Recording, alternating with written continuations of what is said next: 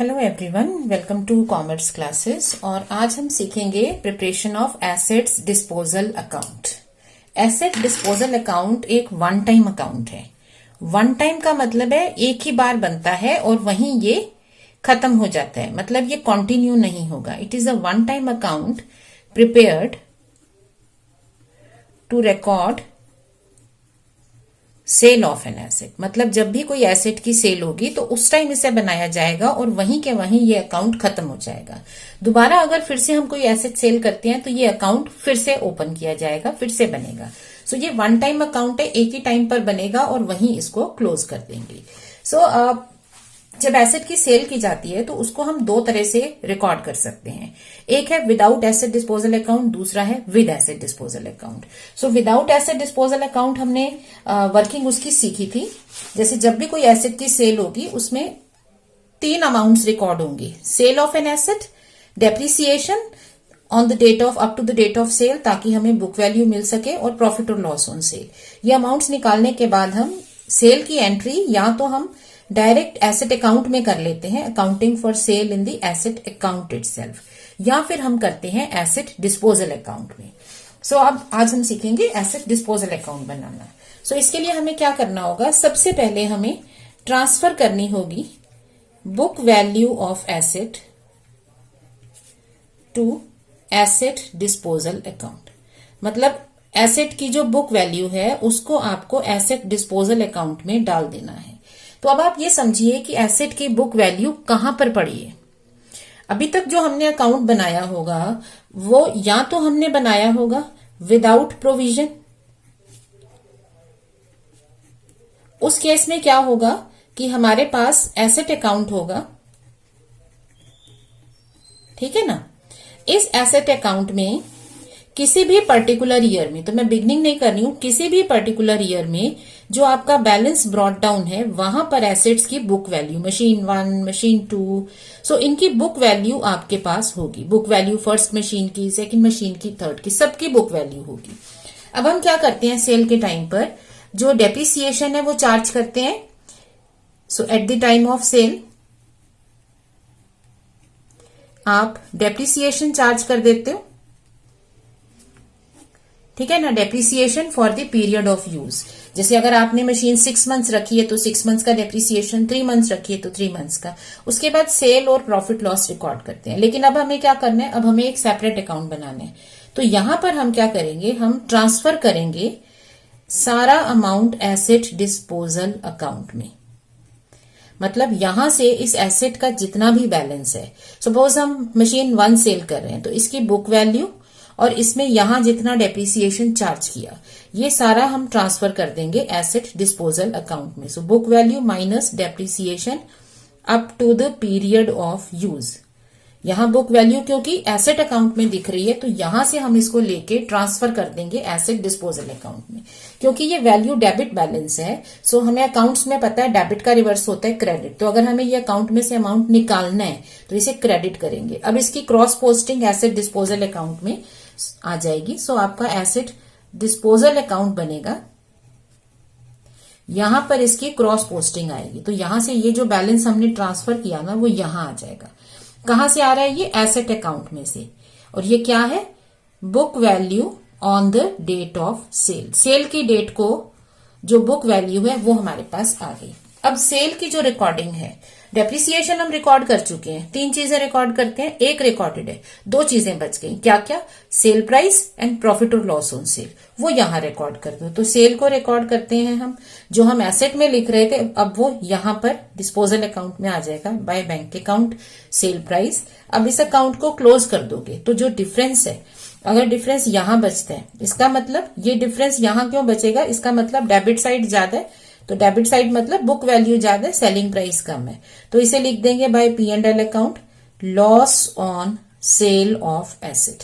और अगर डिफरेंस आपका डेबिट साइड में आता है तो डिफरेंस यहां क्यों आएगा, जब क्रेडिट साइड ज्यादा होगी। देखो ना, बैलेंस करने का मतलब क्या है कि दोनों का टोटल बैलेंस करना है। अब यहाँ 50,000 है, यहाँ 30,000 है, तभी तो 20 यहाँ आके ये बैलेंस होगा ना, कि जितना डिफरेंस है उसको पूरा कर दो। तो वो डिफरेंस यहाँ लिख दिया, टोटल मिल गए। अब ये क्यों आया डिफरेंस? क्योंकि ये साइड ज्यादा थी। क्रेडिट साइड जब ज्यादा होती है तो हमारे पास होता है profit. So P&L account profit on sale. So क्या इसमें फर्क रहा, ये जो हम सेल और लॉस और प्रॉफिट की जो एंट्री हम पहले मशीन अकाउंट में करते थे, अब वो हमने मशीन अकाउंट में से बुक वैल्यू निकाल दी और उसको अलग रिकॉर्ड कर लिया। तो हमने बुक वैल्यू ट्रांसफर की और सेकंड स्टेप में रिकॉर्ड किया सेल, प्रॉफिट और loss on cell in asset disposal account. ठीक है ना, तो ये हो जाएगा।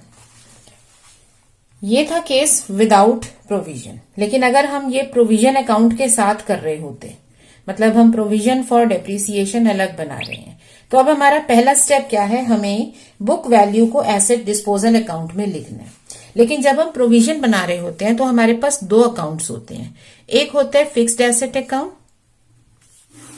और एक होता है हमारे पास प्रोविजन फॉर डेप्रिसिएशन अकाउंट। ये दो अकाउंट हमारे पास होते हैं। सो एसेट की बुक वैल्यू कहां पर होगी, अगर आप इन दोनों अकाउंट्स का नेचर देखो तो एसेट की बुक वैल्यू कहां है, बुक वैल्यू का मतलब कॉस्ट माइनस डेप्रिसिएशन। तो यहां पर क्या है, कॉस्ट यहां अलग लिखी जा रही है।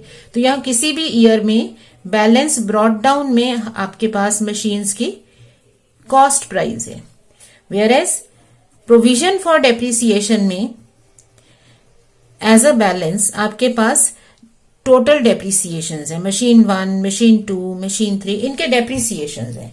तो हम नॉर्मल वे में क्या करते थे, हम डेप्रिसिएशन चार्ज करते थे, depreciation up to the period of use, कि जितना हमने एसेट को यूज किया उतना डेप्रिसिएशन चार्ज कर लिया करेंट ईयर के लिए। और फिर टोटल डेप्रिसिएशन हम कहां शिफ्ट कर देते थे, डेप्रिसिएशन ऑन सोल्ड एसेट, वो एसेट अकाउंट में शिफ्ट करके हम बुक वैल्यू बना लेते थे। अब हमें क्या करना है, अब हमें एसेट अकाउंट में रिकॉर्डिंग नहीं करनी सेल की रिकॉर्डिंग करनी है एसेट डिस्पोजल अकाउंट में। तो आप क्या करेंगे, आप एसेट अकाउंट में से उसकी कॉस्ट प्राइस लेंगे, एसेट डिस्पोजल अकाउंट। तो आप इसमें से जो भी एसेट सेल हो रही है उसकी कॉस्ट प्राइस निकाल के उसको शिफ्ट कर देंगे एसेट डिस्पोजल अकाउंट में। क्रेडिट से शिफ्ट होते हैं, ये हमारी क्रॉस एंट्री का रूल है। सो ये हमें एसेट अकाउंट में से अमाउंट क्या मिल गया, cost price of sold asset. Similarly ये डेप्रिसिएशन इकट्ठे किए हुए हैं यहां पर, तो अगर यहां से डेप्रिसिएशन निकालना है तो क्रेडिट में से कुछ निकालने के लिए डेबिट में उसको रिकॉर्ड करते हैं। सो अगेन डेप्रिसिएशन निकाल के हमें कहां डाल देना है, एसेट डिस्पोजल अकाउंट में। सो यहां से डेप्रिसिएशन आ जाएगा by provision for depreciation account, कि हम इस अकाउंट से ये अमाउंट लेके आ रहे हैं। ये क्या है, total depreciation of sold asset. तो इस तरह से हमारा जो पहला स्टेप था कि हमने एसेट की बुक वैल्यू से ये अकाउंट शुरू करना है। तो एसेट की बुक वैल्यू या तो डायरेक्ट बुक वैल्यू आ जाएगी अगर हम डेप्रिसिएशन डायरेक्टली लिखते हैं, क्योंकि तब बुक वैल्यू ही बचती है, बैलेंस ही बच रहा होता है, तो सीधे बुक वैल्यू आएगी। बट प्रोविजन के केस में क्या होगा, हमें कॉस्ट अलग निकालनी है, डेप्रिसिएशन अलग डालना है। बट इन एनी केस अब हमारे पास बुक वैल्यू आ गई है। तो पहला स्टेप था बुक वैल्यू। नेक्स्ट स्टेप क्या है, सेल की रिकॉर्डिंग करो। So by bank account sale price. अब इस अकाउंट को डिफरेंस कर लो। अगर आपका डिफरेंस क्रेडिट साइड ज्यादा है तो यहां आएगा डेबिट में, इसे हम कहेंगे प्रॉफिट ऑन सेल। और डिफरेंस यहां तब आता है जब सेलिंग प्राइस कम होती है। मैंने क्या किया, बुक वैल्यू यहां ले आए, कॉस्ट अलग अकाउंट से आई और डेप्रिसिएशन दूसरे अकाउंट से आया, जो कि सिर्फ एसेट अकाउंट बनाते हैं तो वहां से सीधे बुक वैल्यू आती है, सिर्फ ये डिफरेंस है। उसके बाद sale as it is record करनी है, प्रॉफिट और लॉस आ जाएगा। अगर हमारा क्रेडिट साइड ज्यादा है, मतलब सेलिंग प्राइस ज्यादा है, तो डिफरेंस यहां आता है। ये रूल है ना आपका कि क्रेडिट साइड में जब आप सेलिंग प्राइस लिख रहे हो तो अगर दोनों साइड मिलानी है तो डिफरेंस आप डेबिट साइड में लिखोगे तो दोनों के टोटल मिल जाएंगे। तो जो डिफरेंस हमने यहां लिखा, इसके आने की वजह ये है कि सेलिंग प्राइस ज्यादा है, कॉस्ट कम है। क्योंकि अगर कॉस्ट ज्यादा होगी, अगर ये चीज बड़ी होगी, तो आपको डिफरेंस यहां लिखना पड़ेगा क्रेडिट साइड में, ताकि दोनों साइड्स मैच करें। सो डिफरेंस आपका अगर इधर आ रहा है, सेल प्राइस ज्यादा है, प्रॉफिट आ गया, अदरवाइज ये लॉस आ गया। सो अब इसको हम समझ लेते हैं एक क्वेश्चन से। Okay, now we are given from the given information of Messrs Silver Star, prepare machinery account for 3 years ending on 31st March 2019. 3 साल का आपको अकाउंट बनाना है, तो कौन कौन से 3 इयर्स हो जाएंगे अगर आपका एंड हो रहा है पीरियड का 2019 में, तो 3 साल पीछे चले जाओ, यहां पर एंड है 3 साल का। ठीक है, हमें डिटेल भी दे रखी है। डेप्रिसिएशन है 20% WDV। सो ऑन 1 जनवरी 2016, तो अगर मैं टाइम लाइन लू, अब तक आप टाइम लाइन का कॉन्सेप्ट क्लियर हो जाना चाहिए। सो ये आपका 1 अप्रैल 2016 से 31 मार्च 2017, क्योंकि 12 महीने अगले ईयर की मार्च में होंगे। फिर 1 अप्रैल 2017, इसके just next day next year शुरू हो गया और वो 31 मार्च 2018 को खत्म हुआ। फिर 1 अप्रैल 2018 को नेक्स्ट ईयर स्टार्ट हुआ और 31 मार्च 2019 को खत्म हुआ। अब इसमें ट्रांजैक्शंस नोट कर लेते हैं। परचेज, यहां पर आपने M1 परचेज कर ली, क्योंकि ये सेकेंड हैंड मशीन है, तो इस पर जो भी रिपेयर्स करेंगे वो कैपिटलाइज होती हैं। वैसे हम रिपेयर्स को कैपिटल एक्सपेंस नहीं मानते हैं, वो रेवेन्यू खर्च है, वो तो रूटीन में होगा ना, रिपेयर करा ली, मेंटेनेंस कर ली। बट सेकेंड हैंड चीज को तो यूज के लायक बनाने के लिए रिपेयर कराना पड़ता है। सो इन दैट केस रिपेयर्स आपकी क्लब हो जाती हैं। सो आपकी मशीन 1 की जो कॉस्ट है वो 5 लाख हो गई। नेक्स्ट 1 अक्टूबर 2016, तो 1 अक्टूबर 2016 तो इसी ईयर में यहां पे कहीं आएगी मिड में। सो 1 अक्टूबर 2016 को सेकंड मशीनरी भी खरीद ली 10 लाख की। आपके पास 2 मशीनरीज हैं। अब 1 अप्रैल 2017 को यहां पर आपने रिपेयर स्पेंड करी सेकंड मशीन पर। सेकंड तो न्यू मशीन थी ना, तो न्यू मशीन की जो रिपेयर्स होती है वो नॉर्मल रिपेयर एंड मेंटेनेंस माने जाते हैं। सो ये हमारी मशीन में नहीं आएगी। तो आप जब मशीन अकाउंट बनाओगे उसमें ये रिपेयर्स नहीं लिखोगे, इसकी एक नॉर्मल एंट्री होगी। जैसे हम कोई भी एक्सपेंडिचर करते हैं तो उसकी एंट्री करते हैं expense account debit to bank account, तो इसकी एंट्री अलग से की जाएगी, उसको मशीन अकाउंट में नहीं लिखेंगे। जैसे हमने ये रिपेयर लिखी है, ये सेकंड हैंड की है, सेकंड हैंड की रिपेयर लिखते हैं, क्योंकि वो कॉस्ट जो आपको एसेट को यूज करने लायक बनाने में इनकर करते हैं वो होती है हमारी कैपिटलाइज्ड कॉस्ट, उसको एसेट की वैल्यू में जोड़ते हैं। तो जब हम सेकंड हैंड चीज खरीदेंगे उसको रिपेयर करा के यूज करते हैं, उसकी रिपेयर कैपिटलाइज हो गई। सो इस मशीन की वैल्यू 5 लाख हो गई। बट सेकंड मशीन क्योंकि नई खरीदी थी, न्यू मशीनरी है, इसकी रिपेयर ऐड नहीं होगी, ये अलग अकाउंट में जाएगी, तो इसको मशीन अकाउंट में नहीं लिखेंगे। तो इसकी अगर एंट्रीज कर रहे हैं तो इस डेट को इसकी एंट्री कर सकते हैं,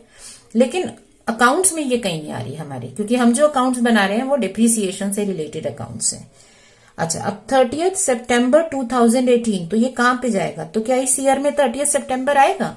ये तो यहाँ खत्म हो गया मार्च में, तो 30 सितंबर हमारा यहां पर आ गए। मतलब थर्ड ईयर में आपने क्या किया, मशीन 1 की सेल कर दी 2,25,000 में, और इसी डेट को आपने एक तीसरी मशीन खरीद ली फॉर 15 लाख।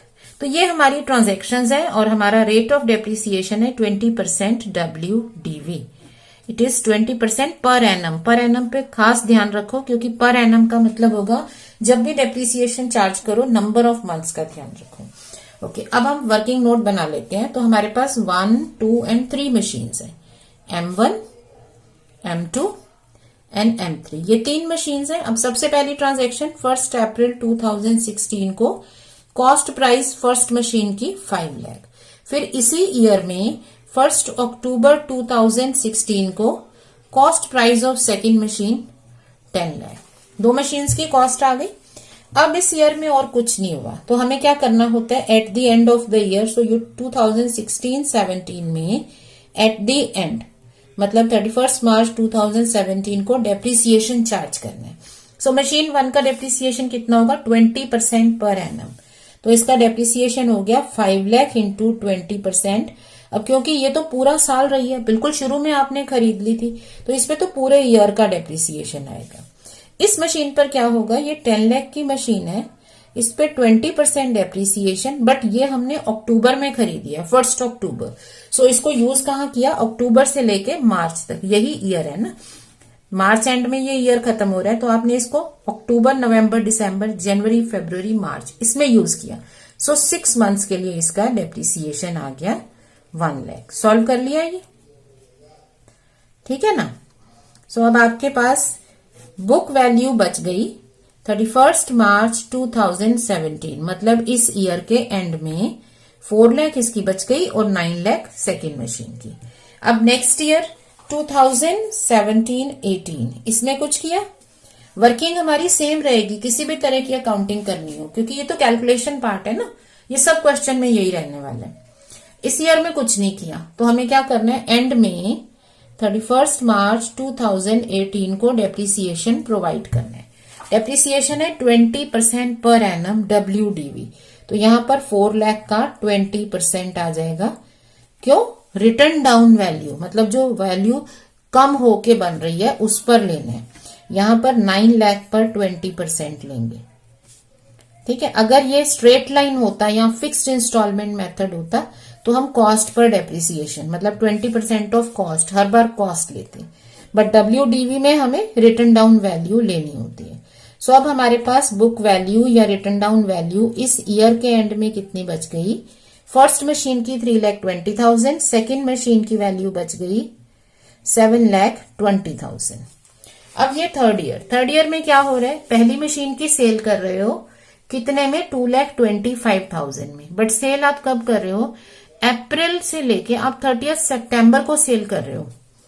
सो 2018-19 में 30 सितंबर 2018 को अगर हम इस मशीन की सेल करते हैं तो इसको कितने मंथ यूज किया? अप्रैल से लेके सितंबर एंड तक। सो अप्रैल, मई, जून, जुलाई, अगस्त, सितंबर, 6 मंथ्स आपने इसे यूज किया, तो इस पर डेप्रिसिएशन देना पड़ेगा 20% WDV, मतलब रिटर्न डाउन वैल्यू का 20% 6 मंथ्स के लिए, तो ये आ गया 32,000। सो इसकी वैल्यू कितनी बच गई? 2,88,000 book value on date of sale. जब सेल कर रहे हैं उस डेट को बुक वैल्यू इतनी है, और सेलिंग प्राइस कितनी है? 2,25,000। तो प्रॉफिट हुआ या लॉस हुआ? कम पर बेच रहे हो तो लॉस ऑन सेल हो गया कितना? 63,000। ठीक है, ये ट्रांजैक्शन रिकॉर्ड हो गई। दूसरी क्या है? M3 परचेज की, तो इसी डेट को आपने M3 भी परचेज कर ली। कॉस्ट प्राइस इसकी 15 लाख। कब की परचेज? 30 सितंबर को। सो अब एंड में हमें क्या करना होता है? At the and 31 March 2019 depreciation charge करना है। तो इस मशीन की रिटर्न डाउन वैल्यू है 7,20,000, सेकेंड मशीन पे 20%। ठीक है, इस मशीन पर डेप्रिसिएशन कितना होगा? 15 लाख इंटू 20% इंटू 6/12, क्योंकि 6 मंथ से यूज हो रहा है। सितंबर एंड में ले रहे हो तो अक्टूबर से यूज करना शुरू करोगे ना, अक्टूबर, नवंबर, दिसंबर, जनवरी, फरवरी, मार्च। टाइमलाइन पर देखें तो इस डेट को ये हमारे पास आई है, तो जब आएगी तभी से यूज करेंगे ना, तो जब ले ली तब से इसे यूज करोगे तो इसका यूज तो सिर्फ 6 मंथ्स हुआ। सो इसका डेप्रिसिएशन आ गया 1,50,000। सो हमारे पास वैल्यू कितनी बच गई? 13,50,000, और यहां पर वैल्यू बच गई 5,76,000। फर्स्ट मशीन खत्म हो गई, उस पर क्रॉस लगा देंगे। सो इस तरह से हम वर्किंग कर सकते हैं। वंस दिस इज डन, अब हम किसी भी तरह से अकाउंट बनाने की पोजीशन में हैं, चाहे हम एसेट डिस्पोजल अकाउंट बनाएं जैसे आपके क्वेश्चन ने कहा है, चाहे मशीनरी अकाउंट में सब कुछ रिकॉर्ड करें, प्रोविजन के साथ करें, विदाउट प्रोविजन करें। सो एज पर क्वेश्चन हमें क्या क्या बनाना है? Machinery account, provision account and asset disposal account. So आप स्टार्ट कर सकते हो इसकी वर्किंग से। पहले चीज हमारा फर्स्ट ईयर में क्या रहा? 1 अप्रैल 2016 को एसेट खरीदी गई, सो टू बैंक अकाउंट 5 लाख। उसके बाद इसी ईयर में 1 अक्टूबर को आपने एक और एसेट खरीद ली 10 लाख। ठीक है, M1 M2। अब इस ईयर में और कुछ नहीं किया, सो एंड में हमने depreciation 1 lakh and 1 lakh charge कर दिया।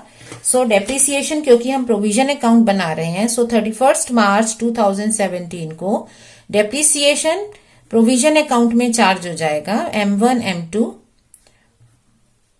1 लाख 1 लाख।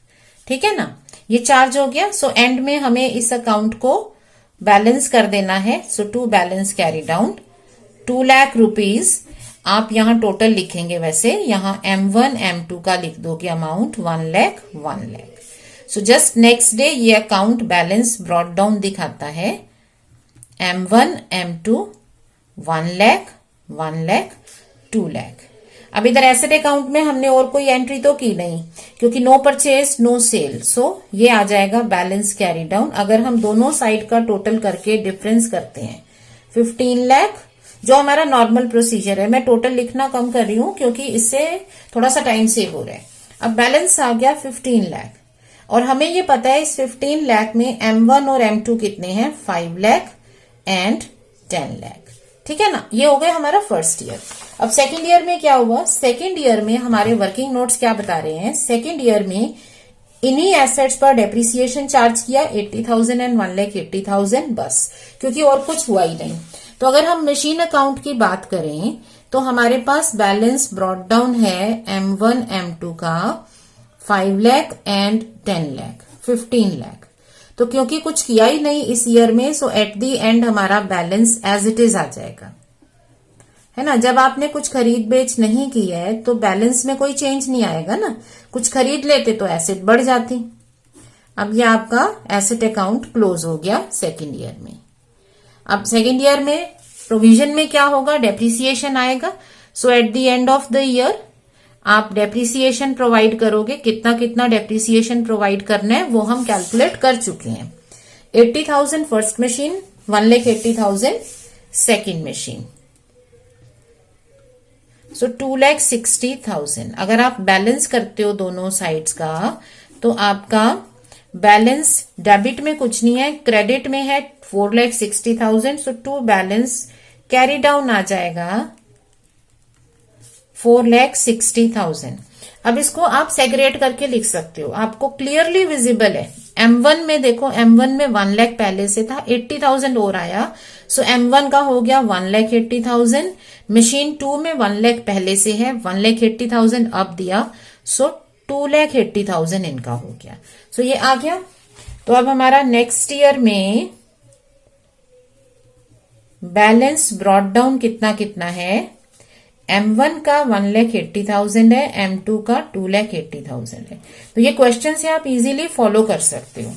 ये एसेट अकाउंट में क्या होगा, to balance brought down M1 5 lakh, M2 10 lakh. अभी आप देखो हमारा एसेट डिस्पोजल अकाउंट अभी कुछ नहीं किया, क्यों, क्योंकि ये वन टाइम अकाउंट है, एक ही बार बनेगा, जब सेल होगी तभी बनाएंगे और क्लोज कर देंगे।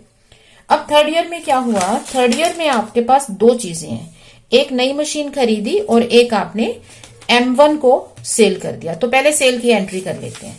तो सेल के टाइम पर क्या करना होता है, तीन चीजें रिकॉर्ड होती हैं, डेप्रिसिएशन, नंबर 2 सेल और नंबर 3 प्रॉफिट और लॉस। सो अब क्योंकि आपका क्वेश्चन कह रहा है एसेट डिस्पोजल अकाउंट बनाओ, तो हम डेप्रिसिएशन रिकॉर्ड तो करेंगे। ऑन 30 सितंबर डेप्रिसिएशन रिकॉर्ड करेंगे। M1 का डेप्रिसिएशन कितना सॉल्व किया था, 32,000। लेकिन हम इस डेप्रिसिएशन को अब एसेट में चार्ज नहीं करेंगे, एसेट डिस्पोजल अकाउंट में क्या करना है, बुक वैल्यू यहां लेके आनी है। तो इस एसेट की, जो एसेट सेल हो रही है, उसकी कॉस्ट ये रही और उसके डेप्रिसिएशन ये रहे। तो यहां से कॉस्ट निकालो। अगर कोई चीज डेबिट में पड़ी हुई है तो उसको निकालने के लिए हमें क्रेडिट करना पड़ता है, तो हम लिखेंगे bye asset disposal account. So debit से क्रेडिट में चला गया 5 लाख। अब यहां से इसकी क्रॉस पोस्टिंग हो गई, तो ये एसेट यहां आ गई। जो एसेट बिक रही है वो मशीनरी अकाउंट में से आपके पास आ गई एसेट डिस्पोजल अकाउंट में 5 लाख। अब इसी एसेट का डेप्रिसिएशन यहां पड़ा हुआ है, उसको यहां से निकालो। अब डेप्रिसिएशन क्रेडिट में पड़ा है, तो क्रेडिट में से कुछ निकालना होता है तो हम डेबिट में डाल देते हैं। तो ये एसेट डिस्पोजल अकाउंट में आ जाएगा। कितना आएगा, यहां से निकाला तो मशीन 1 में 180 पहले से था और 32,000 और आ गया। ये ध्यान से समझो, 180 पहले से था और 32 इस बार का आपने चार्ज किया, सो 2,12,000 आ गया। तो ये डेबिट से cross posting credit. So by provision for depreciation account, ये कब बन रहा है, 30 सितंबर 2018 को। कितना आ गया, 2,12,000। अब इसमें आप सेल की एंट्री करो और प्रॉफिट लॉस निकाल दो। तो जो सेल की एंट्री हमें यहां करनी थी वो हमारी अब एसेट डिस्पोजल अकाउंट में आएगी। सो बाय बैंक अकाउंट, तो सेल कितने पर की थी, क्योंकि वर्किंग हमारे पास सारी अवेलेबल है। सेल है 225, लॉस है 63,000। So by bank account sale and by profit and loss account loss on sale 63,000। तो ये आपका क्लोज हो जाएगा। अकाउंट टोटल मैच कर लोगे, ये खत्म हो जाना चाहिए।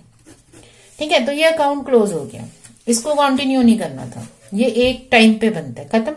अब बाकी दोनों अकाउंट हमारे कंटिन्यूएशन में है। तो अब पहले मशीनरी अकाउंट को हैंडल करते हैं। एक मशीन आपने बेच दी, लेकिन आपने सेम डेट को एक और मशीन खरीद भी ली। सो टू बैंक अकाउंट, जो आपने थर्ड मशीन खरीदी आपके वर्किंग में वो दिख रही है 15 लाख की। ठीक है, तो थर्ड मशीन आ गई 15 लाख की। अब आप सोच सकते हो कि इसका बैलेंस कितना होगा 31 मार्च 2019 को, बिना डेबिट क्रेडिट का टोटल किए देख सकते हो।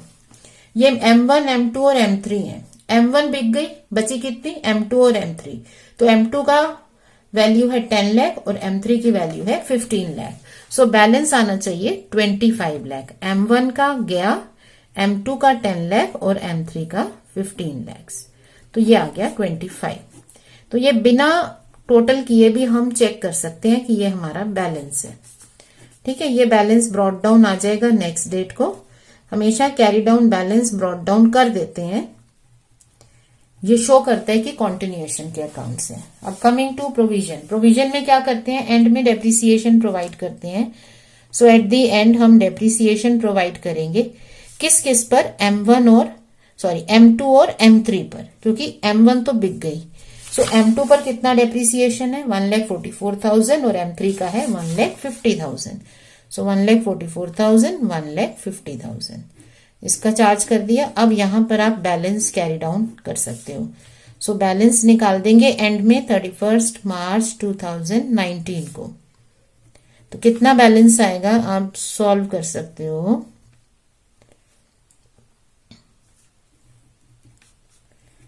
ओके, तो दोनों साइड में डिफरेंस कितना आ गया 5,74,000। यहां हम लिख भी सकते हैं।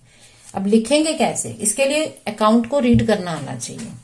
जब ये ईयर शुरू हुआ था तो हमारे पास डेप्रिसिएशन M1 का भी था, M2 का भी था, लेकिन M1 तो बिक गई, तो M1 के बैलेंसेस निकल गए हैं, वो यहां आ गए हैं 180, 32, 212। M1 का बैलेंस निकल गया। तो M2 में क्या बचा, M2 का बैलेंस था 2,80,000 और यहां पर M2 में आपने चार्ज किया 1,44,000।